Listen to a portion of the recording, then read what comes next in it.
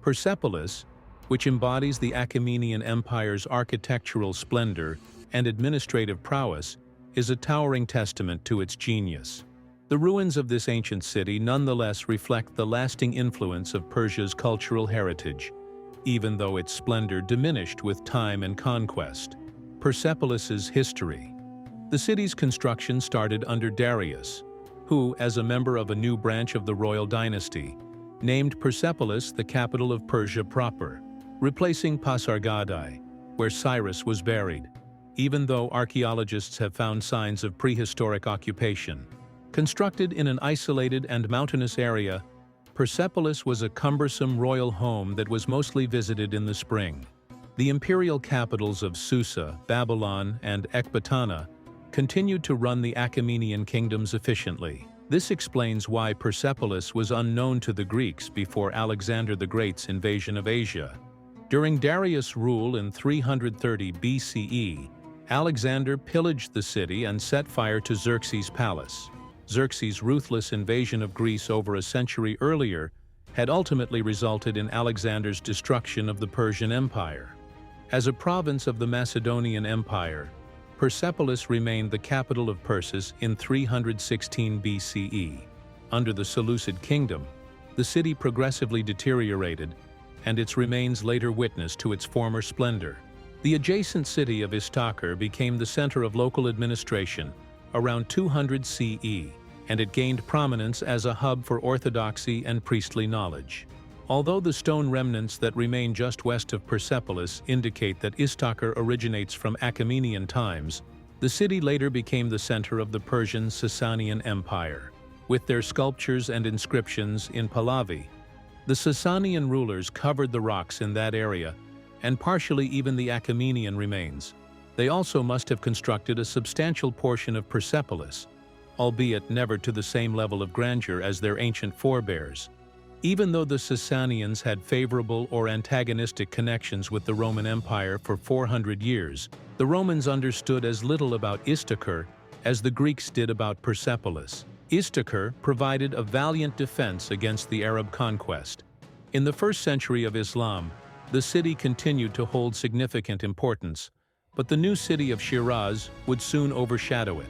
A description of it by the Arab geographer Al-Maqdis shows that by the 10th century CE, it had lost its significance. It was destroyed by the Seljuk emir Kutulmish in the middle of the 11th century, and its inhabitants were relocated to Shiraz. The Achaemenid rule. The kings of the Achaemenid dynasty, an ancient Iranian dynasty, established and governed the Achaemenid Empire. Little is known about the life of Achaemenid's Persian Hakameneshi, the eponymous ancestor of the Achaemenians, who is thought to have lived in the early 7th century BCE. Two lines of rulers derived from his son Teispes. Cyrus, Cambyses, and Cambyses were the monarchs of the elder line. With Darius, the junior line ascended to the throne following Cambyses' passing. Darius's death following his defeat by Alexander the Great marked the end of the dynasty. The greatest Achaemenid monarchs were likely Cyrus, who founded the empire and whose reign it is dated from; Darius, who was a superb administrator and protected the frontiers from outside threats; and Xerxes, who finished many of the structures Darius had started. The empire reached as far east as the Hyphasis River and as far west as Macedonia and Libya during the reigns of Darius I and Xerxes. In the north, it reached the Aral Sea and the Caucasus Mountains, while in the south, it reached the Persian Gulf and the Arabian Desert. Generally speaking, Achaemenid control over conquered peoples was liberal. The empire was split up into provinces, each of which was run by a satrap who was regularly inspected by officials who answered directly to the king. Darius I, one of the greatest Achaemenid dynasty's monarchs, Darius I ruled Persia from 522 to 486 BC.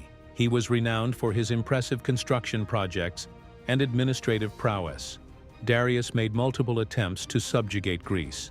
In 490, the Athenians routed his army at Marathon, and in 492, a storm wrecked his navy. Rise to the throne. Hystaspes, the Parthian satrap, was the father of Darius. His inscriptions, particularly the large trilingual inscription on the Basitun rock near the hamlet of the same name, which describes how he came to hold the throne, are the main modern sources of his history. Although they are laced with tales, the Greek authors Herodotus and Ctesias' accounts of his accession are based on this official version in many ways. Herodotus claims that Cyrus II the Great suspected Darius of scheming against the throne while he was a young man. Later, Darius was part of the royal guards in Egypt with Cambyses II, the son of Cyrus and the heir to his realm. Following Cambyses' death in the summer of 522 BC, Darius hurried to Media, where he assassinated Bardia, another son of Cyrus, who had taken the throne the previous March, in September with the assistance of 6 Persian nobles. Darius justified this action and his accession to the throne in the Basitun inscription by claiming that the usurper was Gaumata, a Magian, who had taken the identity of Bardia after Cambyses had secretly killed Bardia. Thus, Darius asserted that he was returning the throne to the legitimate Achaemenid family. It seems improbable that he was the next in line for the throne, though, because he was a member of a secondary branch of the royal family and his father and grandfather were still living at the time of his succession. According to some contemporary researchers, he made up the tale of Gaumata to defend his conduct, and the monarch who was killed was, in fact, Cyrus's son. Darius had to establish his reign by force at first since he did not initially receive widespread acceptance. Following his murder of Bardia, there were widespread uprisings that threatened to topple the empire, especially in the eastern provinces.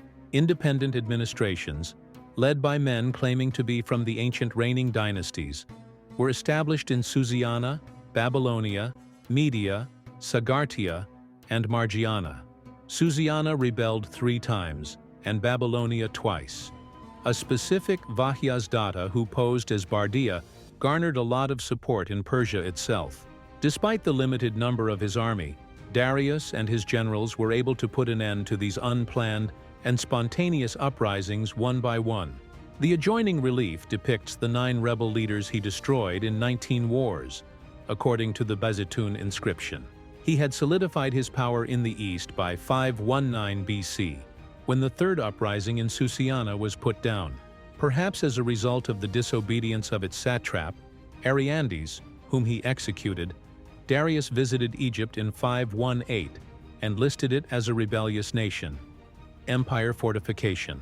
After bringing the empire's internal order back, Darius launched many campaigns to fortify his borders and prevent nomadic tribes from invading. He overran the Indus Valley a few years after attacking the Scythians east of the Caspian Sea in 519 BC. A rebellion in Egypt caused the plans for a 3rd voyage to be postponed, and Darius passed away in 486 BC before they were finished.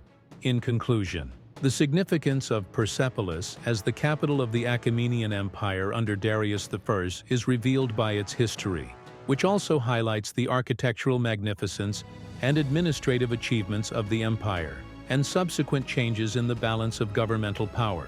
Don't forget to like, subscribe, and leave a comment below. Let us know what you think and what you'd like to see next. Your support helps the channel grow.